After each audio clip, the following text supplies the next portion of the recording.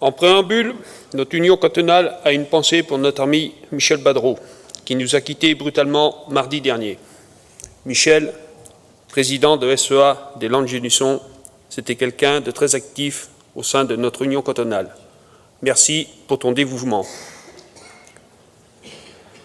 Après cet aparté, l'année 2017 a été stressante.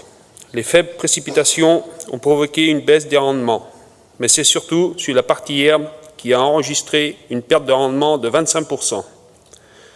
Pour pallier au manque de fourrage, les éleveurs ont acheté et gardé leurs céréales.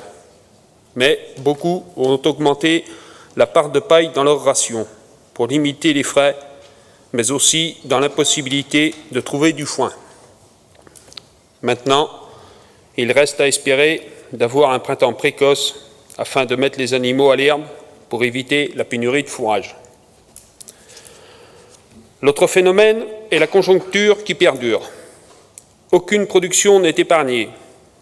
C'est usant de voir tout le monde prendre sa marge, puis nous, producteurs, nous sommes étranglés dans le système. Pour sauver l'agriculture, le gouvernement a mis en place les États généraux de l'alimentation, qui regroupent le monde de l'agroalimentaire, centrales d'achat, toutes les filières et responsables agricoles. Tout le monde s'accorde pour dire qu'il faut que l'éleveur soit rémunéré, lui qu'on pressurise comme une orange. Maintenant, cela va-t-il se concrétiser? Autrement, le foncier qui se libère trouve repreneur. La terre labourable est très convoitée. Par contre, les terres en prairie vouées à l'élevage sont moins concurrencées.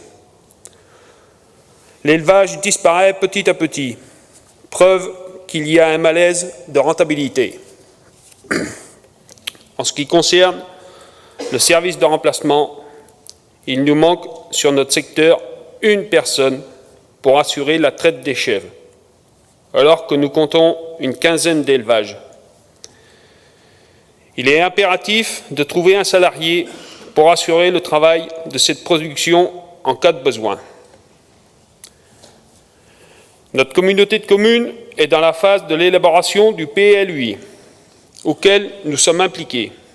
Pour la profession, le point positif, c'est qu'il y aura une emprise foncière pour les 10 ans à venir diminuée de 50% par rapport à celle qui a été effectuée au cours des 10 dernières années écoulées. L'important, c'est que les agriculteurs participent aux réunions auxquelles ils sont conviés, car des décisions peuvent être prises pour les 10 à 15 ans à venir. Enfin, une note positive. Des jeunes s'installent, ils ont des ambitions, ils sont très motivés. Cela montre qu'il y a encore du dynamisme dans notre canton. Pour terminer, l'eau est arrivée pour recharger les nappes phréatiques et remplir les retenues d'eau. Maintenant, il reste à espérer d'avoir des prix plus rémunérateurs de nos produits pour cette année 2018.